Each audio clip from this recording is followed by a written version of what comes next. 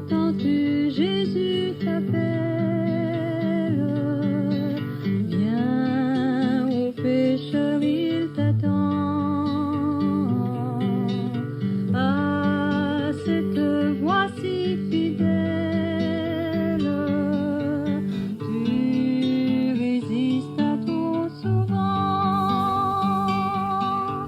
Laisse entrer le roi de gloire. Ouvre ton cœur à Jésus. Laisse entrer le roi de gloire. Hâte-toi, ne tarde plus. Frères et sœurs dans la foi, par la volonté de Dieu, nous voici encore debout ce matin pour prier le Seigneur avec vous. Nous vous remercions pour votre fidélité à la parole de Dieu.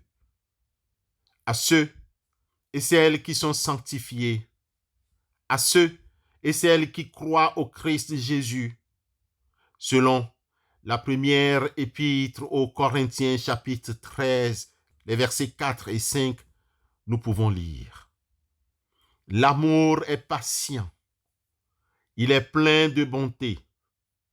L'amour n'est pas envieux, l'amour ne se vante pas, il ne s'enfle pas d'orgueil, il ne fait rien de malhonnête, il ne cherche pas son intérêt, il ne s'irrite pas, il ne soupçonne pas le mal. Amen.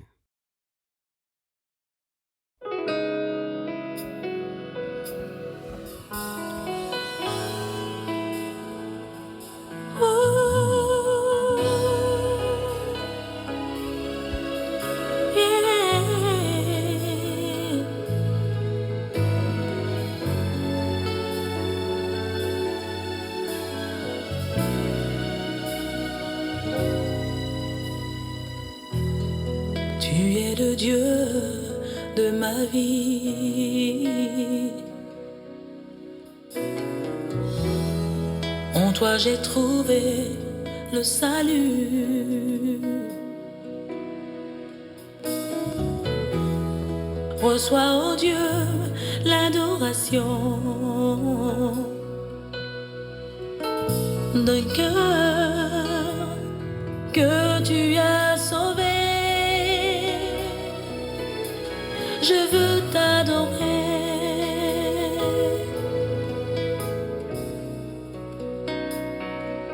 Oh, je veux t'adorer.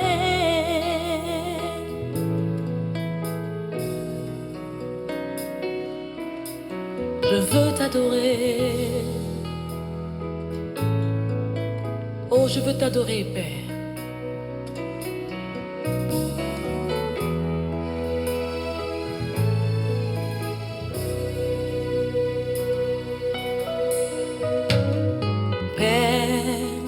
Nous t'adorons,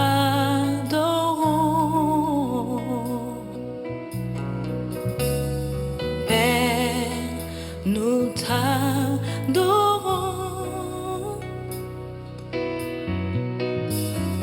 Père, nous t'adorons. Oh Père, nous t'adorons. Bien-aimés dans la foi, notre méditation de ce matin porte sur la colère. Le chrétien et la colère. Le chrétien peut-il se mettre en colère? Qu'est-ce que la colère? Que nous enseigne la Bible? Bien-aimés, la colère est une émotion humaine normale et saine. Elle est une réponse à une situation qui est perçue comme une injustice. Des fois, la colère peut être déclenchée soit par un sentiment d'injustice, Par exemple, lorsqu'on est traité injustement ou qu'on voit quelqu'un d'autres êtres traités injustement. Soit par un sentiment de menace. Par exemple, lorsqu'on se sent menacé ou en danger. Soit par un sentiment de frustration. Par exemple, lorsqu'on ne peut pas atteindre un objectif ou qu'on est empêché de faire quelque chose qu'on veut bien faire. Chers frères et sœurs dans la foi, face à cette situation, le croyant en Christ peut-il se mettre en colère? La réponse à cette question est oui, puisque le chrétien vit dans le monde et il est entouré des situations qui peuvent le mettre en colère. Il est humain, créature de Dieu et faible. Bien-aimé, n'oublions pas que la Bible reconnaît que la colère est une émotion humaine normale.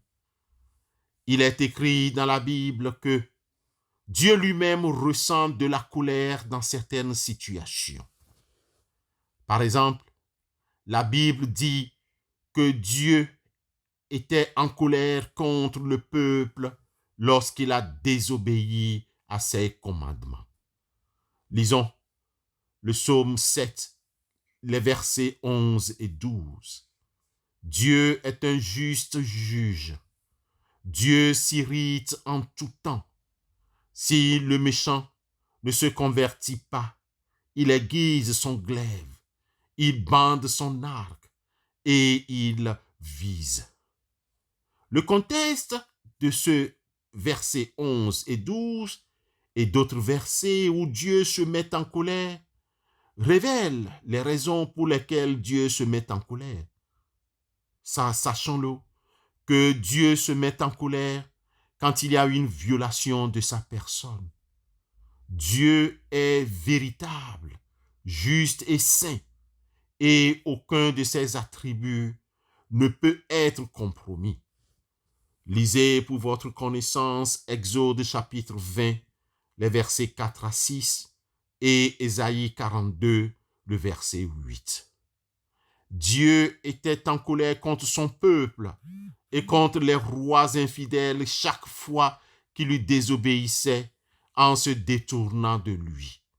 Lisez le premier livre des rois au chapitre 11, les versets 9 et 10, et le deuxième livre des rois, chapitre 17, le verset 18. Néanmoins, nous ne devons pas comparer la colère de Dieu à nos propres expériences humaines, des fois colériques.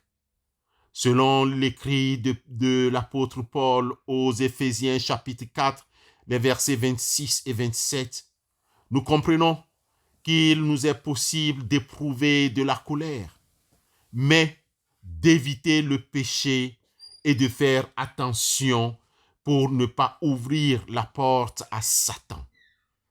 Écoutez, si vous vous mettez en colère, ne péchez point. Que le soleil ne se couche pas sur votre colère et ne donnez pas accès au diable.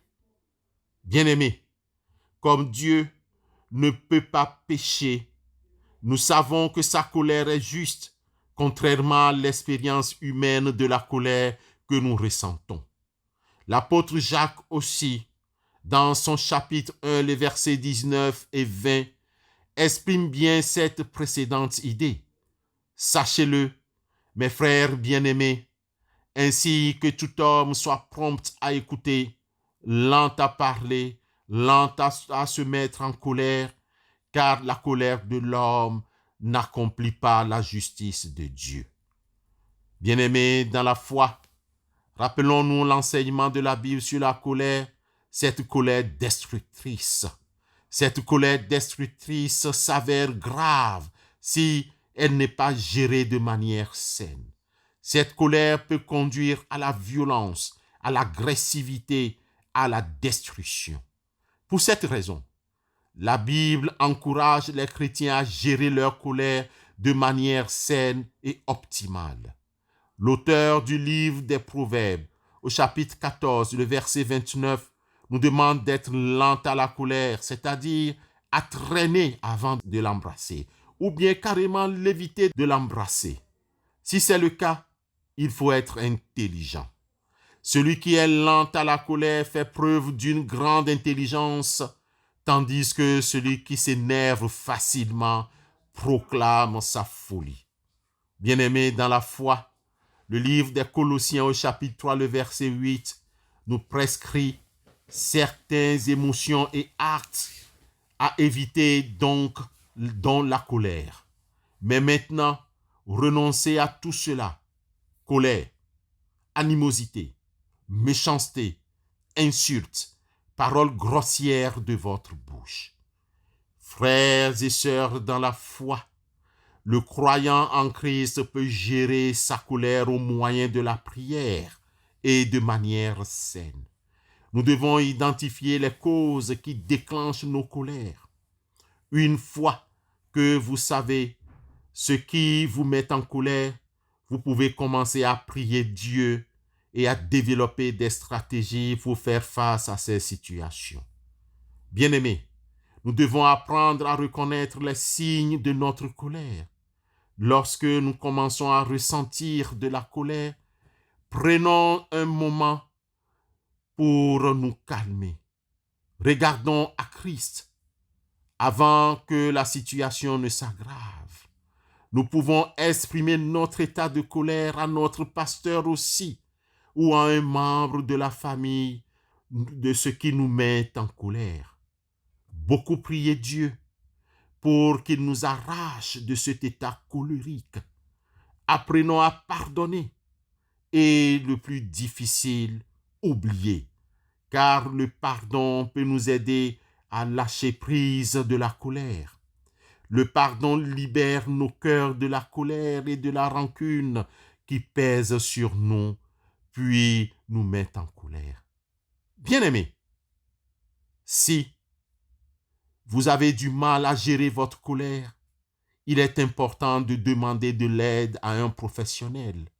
Nous sommes aussi à votre disposition pour prier Dieu avec vous, pour vous aider à développer des stratégies pour faire face à votre colère de manière saine et productive. Car plusieurs ont le tempérament colérique.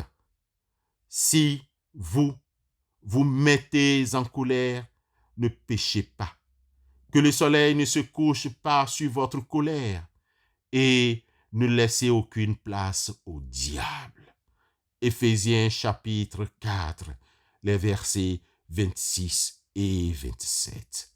Amen.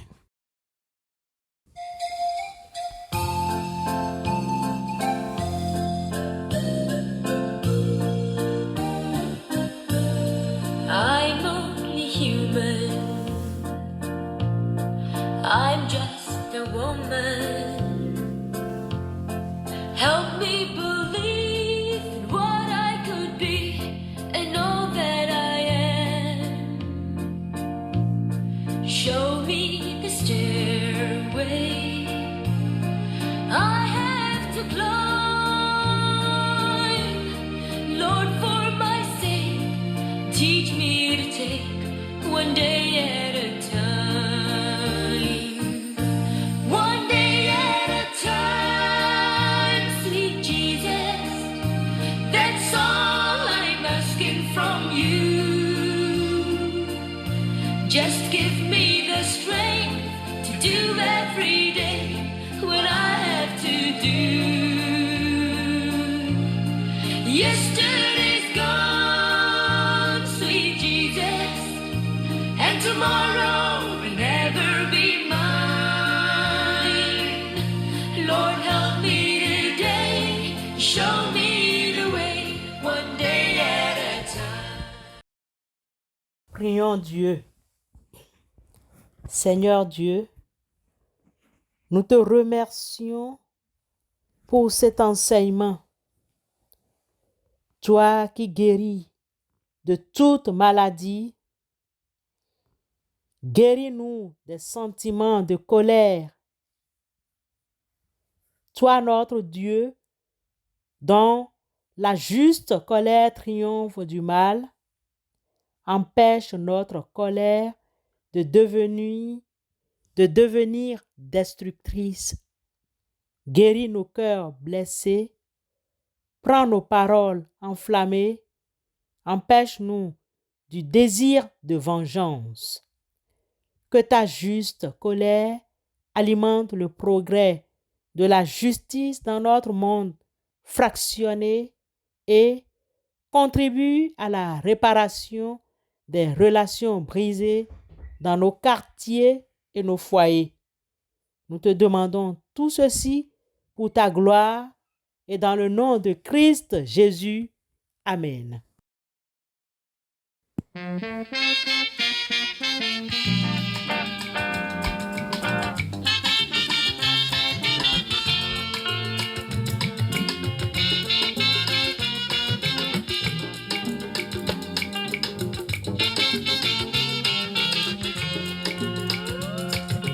Lẹ́yìn Jésù kò sẹ́nìkan o. Ọba mímọ́ lọ́ba tí mò ń sìn. Lẹ́yìn Jésù kò sẹ́nìkan o. Alágbára mo mọ̀rúkọ rẹ̀. Nígbà yìí ayé bá dé o. Bàbá mímọ́ mo máa sátọ̀ wá o. Dákùngbà ayé mi yìí là o. Bàbá mímọ́ alágbára mo mọ orúkọ rẹ. Lẹ́yìn Jésù kò sẹ́nìkan o. Ọba mímọ́ lọ́ba tí mò ń sìn. Lẹ́yìn Jésù kò sẹ́nìkan o. Alágbára mo. Recevons la bénédiction de la part du Seigneur. Que l'Éternel t'exauce au jour de la détresse. Que le nom du Dieu de Jacob te protège. Que du sanctuaire il t'envoie du secours. Que de Sion il te soutienne. Qu'il se souvienne de toutes tes offrandes et qu'il agrée tes holocaustes.